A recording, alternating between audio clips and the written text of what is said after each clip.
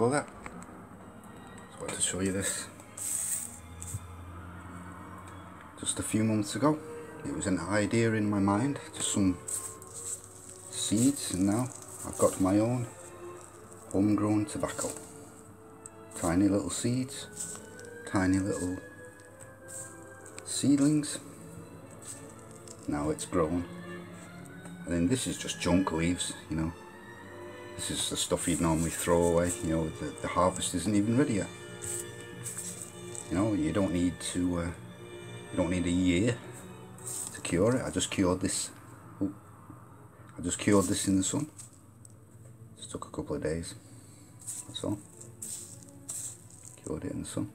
It's still a bit damp, I'm just gonna, this is my final method.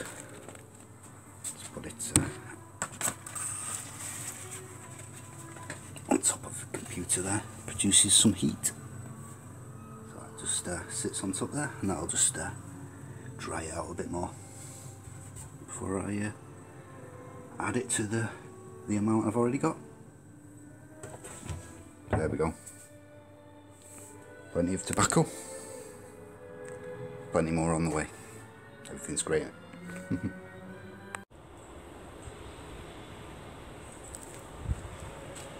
Things are getting done around here, it seems. There we go. Let's see how much noise I make as I walk across the twigs barefoot. Got twigs all over the place. If you're wearing shoes, you'll be snapping all these twigs as you're walking along. But let's see how much noise I make.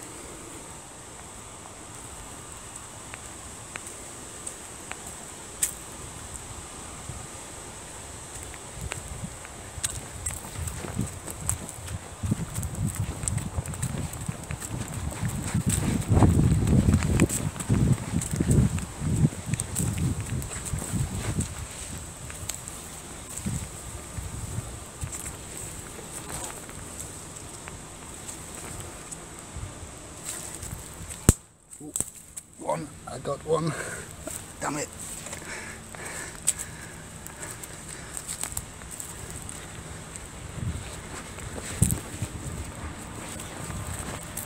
Ah, we're through them now. Through the twigs. Been there. I know where that is. Been there. I can get to there. Right next to it.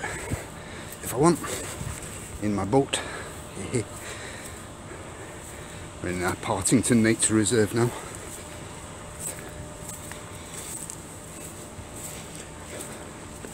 Quite nice.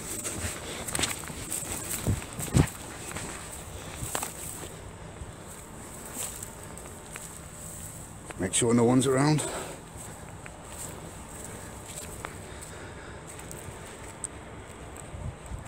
Yeah, it seems quiet enough now. That's the embankment up there. If you can see it. We'll get there soon enough. It's going for a little walk, you know. This is the path I was talking about, the nice one, the great one. That's awesome to walk on.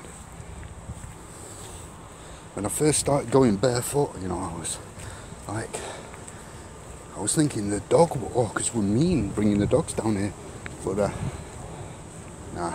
Dogs just run down here, don't they? They love it. I love it, so do I. They run down here.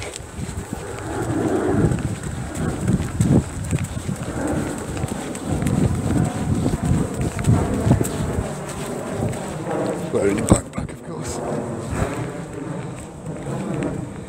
And you've got a lot of weight in your backpack. It doesn't bounce around. Anyway, I'll get off. Once we get to the destination, I'll bring you back. Back again. I call this place the infirmary. Oh, didn't even know that was there.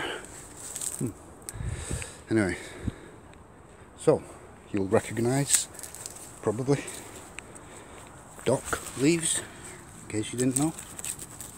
Good for nettle stings, although not the best, but if it's all you can find, then it'll do. You know, just rub it on your sting.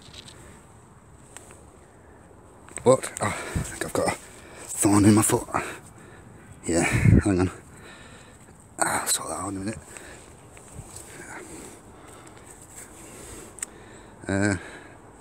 Yeah, Himalayan balsam, this stuff. The seed pods explode, throw the seeds everywhere, so it's you know, it just takes over huge areas. You know, those pink flowers over there, if you can see them, that's them. So this stuff, you don't need to do anything with it. It's a really wet plant, so you just screw it up and you rub that on your nettle sting, and that'll cure nettle sting instantly. And it's extremely potent, extremely good at curing nettle stings. But one warning: don't get it in any open wounds. You know, if you've got a mixture of nettle stings and scratches on your legs or whatever, don't rub it into scratches, because it'll irritate scratches, and if it gets deep into open wounds, it'll sting for hours. So only use it on nettle stings, not on wounds. But this stuff here, rat's tail planting, there's your rat's tail.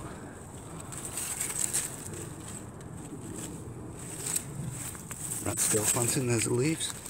You chew those up, and that's your all-round medicine. That'll cure nettle stings, and it'll cure, it'll ease pain, it'll soothe wounds, and it's an antibiotic. And what else? It stops bleeding. It's antibiotic, and it promotes healing. So this is the best plant, like a good all-rounder. Where, you know, you can find it all over the place, as you see. It's very common. It's mostly found on compacted paths where people walk, yeah? So that's why it's all along this path there, because people have walked it all along the path, yeah? People have walked the seeds all along the path. People stand on it. You can stand on it. It loves being stood on, because that's how it spreads its seeds. And it can handle being stood on when it's small, you know. It doesn't mind being stood on. It can handle it. So yeah, that's your all-round. And here as well, our final thing in the infirmary, we've got willow leaves there. Just chew on those, or eat them. They're good to eat as well. I like them anyway. And they contain a natural form of aspirin, and it's also found in the bark of the stronger in the bark. You know, if the leaves aren't strong enough, chew the bark. It can be quite acidic, that's why you want to chew it rather than eat it if you're having it in large amounts. But I eat the leaves, you know, I enjoy them. So that's that. Let's go through the infirmary then. I've not forgotten about that thorn in my foot. I will just ignore it for now. It's insignificant. You see, you can just go anywhere barefoot, anywhere you want. You just run and walk and do whatever you want. Stood on those things, nasty things. Oh, I've got to watch out. I'll have to lift my arms up here. I just got stung on my wrist. These nettles here, everywhere, all levels, and of course. So just lifting my arms.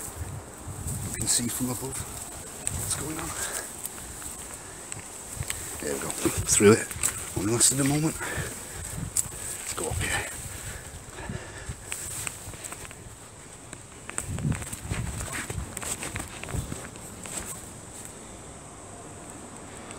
We're getting there now, we're getting there. Getting higher.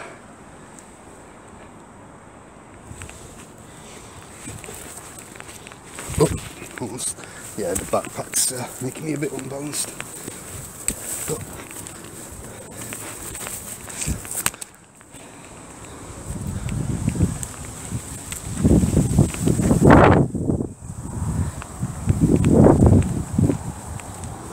Stones again. There you go. New developments. Lots of new developments around here. Damn it, I forgot to bring my telescope again.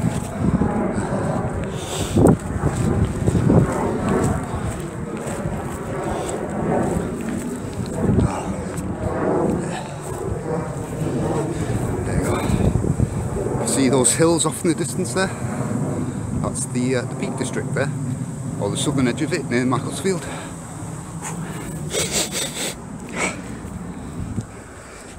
Been quite active today, done quite a lot last few days. I think someone's set this on fire intentionally. It's been very, very dry lately, but yeah, I think someone's done this on purpose. Set this on fire. It's fine. It's of no consequence. Neither is the rubbish they leave behind, because that's rubbish. All the rubbish that they leave behind.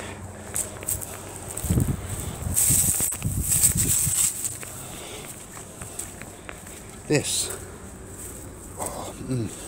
smell of burning fire just come out. Yeah, all this rubbish. This is territory markers. This tells you that people come here, so that you know. If they left no trace, you wouldn't know.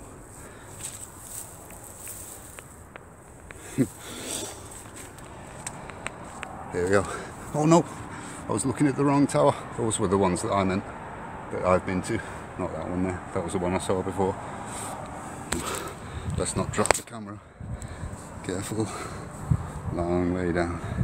There's no, oh, I might be able to find it if I drop it, but I don't know if it'll survive. There we go. So Manchester Ship Canal, this is Partington Bridge here. Some people call it Cadizhead Viaduct, but no, it's called Partington Bridge, isn't it? It's a bridge. No one around here uses the word viaduct, don't be silly. It's a bridge. We call it Partington Bridge. Even people who live in Cadizhead call it Partington Bridge.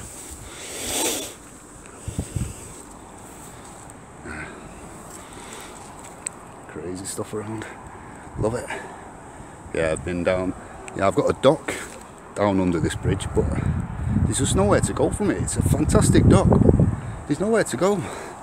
I could go over a mile down that way, and there's just nothing there. It's just businesses all the way along. Just trees, trees, trees and trees, and then business after the trees there's businesses, and that's it. And I could go. There we go.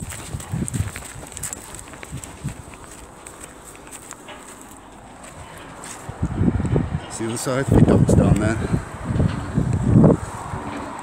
I could go for over a mile down there, get to some interesting places, but I mean, I've got another dock down there, so I can just set off from that dock, and then I don't have to spend time on the canal where I don't think I'm really supposed to be, even though it is technically the River Mersey. And yeah, in case you didn't know, the River Mersey and all the surrounding area is Duchy of Lancaster owned land. It doesn't include this bit. This is Manchester Ship Canal, this bit, you know. But yeah, the whole rest, most of the rest of the River Mersey area, you know, the river and all the surrounding lands, that's all Duchy of Lancaster owned, which is a corporation which buys up land for use by the current serving royal, and it's free for public use so long as the Queen doesn't want to use it, and she's never going to use it. So you're free to use the Mersey all you want. You don't need a licence or anything like that. Go fishing in there, go boating on there. So I'm just messing about. Could fly a kite here. It's not quite windy enough. I do actually have a kite in my bag with me. Let's see what, I'll show you what I've got in my bag actually. Let's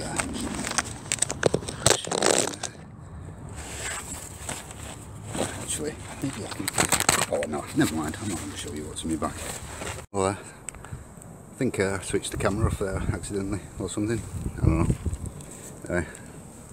Just having a sit down here. There's my kite anyway.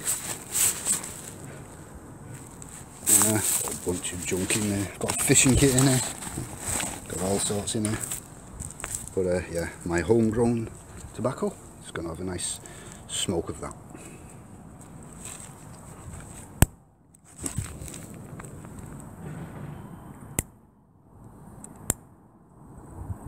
Hang on, a bit windy.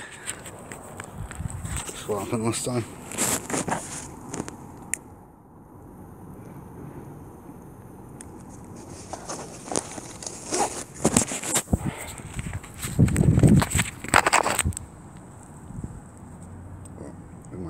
focus problems now.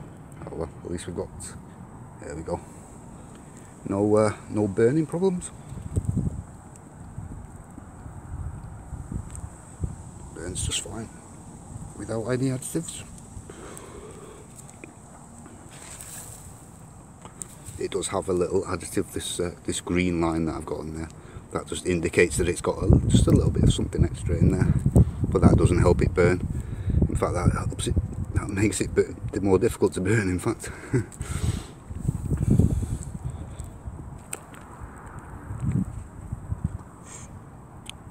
Yeah, camera's doing that thing where it doesn't focus except really, really close up. Yes, it's fine. Really enjoyable. No pesticides on it, no chemical additives or anything like that. No chemical fertilizers, you know. Yeah, that commercial tobacco's full of nasty stuff. You don't want that. And it's expensive, man. Crazy expensive. Anyway, yeah, this camera's all blurry. I'll get off. Just wanted to show you that.